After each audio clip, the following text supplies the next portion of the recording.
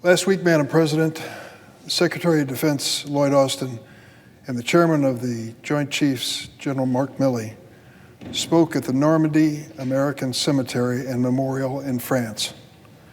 In the audience were veterans, some were over 100 years old, who stormed those beaches 79 years ago on D-Day. D-Day was a critical moment in World War II. It was the beginning of the liberation of Europe, and it was the beginning of the end of Nazi tyranny. Looking out over a sea of headstones of fallen American patriots, Secretary Austin said, and I quote, "It's easy to forget how desperate the battle was, but on D-Day, courage won over terror, daring over cruelty, and liberty won over tyranny." Today, that same eternal battle is being fought in another place, in the Ukraine, which has begun a heroic counteroffensive to finally drive out Vladimir Putin and the Russian invaders and to preserve democracy in that nation.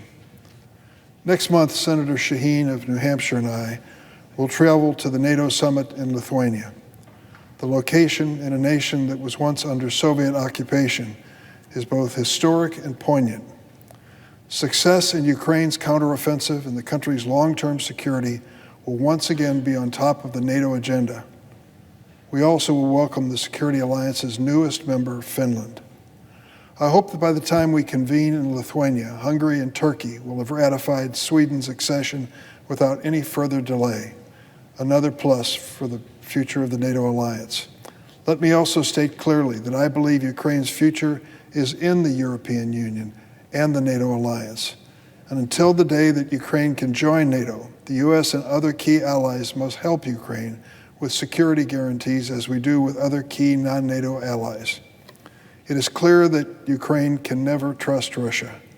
It is in the interest of the United States and democracy itself that we ensure Ukraine can always defend itself, that any aggressor will think twice before ever again trying to threaten its people or its territory. President Biden knows what's at stake in this fight against tyranny. So do our NATO allies. And I want to particularly note Minority Leader McConnell. Echoing Ronald Reagan, Senator McConnell has spoken forcefully about the need for continued bipartisan support for Ukraine. That is the ultimate strength of the American role in the NATO alliance, that we speak with one voice. And of course, Ukrainian President Zelensky understands that what's at stake in Ukraine is bigger than just his nation. It is literally a battle for freedom and democracy themselves. In his remarks at Normandy last week, Secretary Austin said, "Free soldiers will fight more bravely than the armies of tyrants." He's correct. But the free people of Ukraine must not be left to fight this war alone.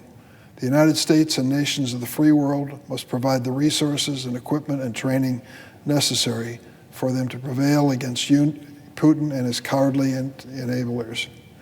The free people and soldiers of Ukraine are fighting today to preserve the peace and international order for which those young Americans gave their lives at D-Day.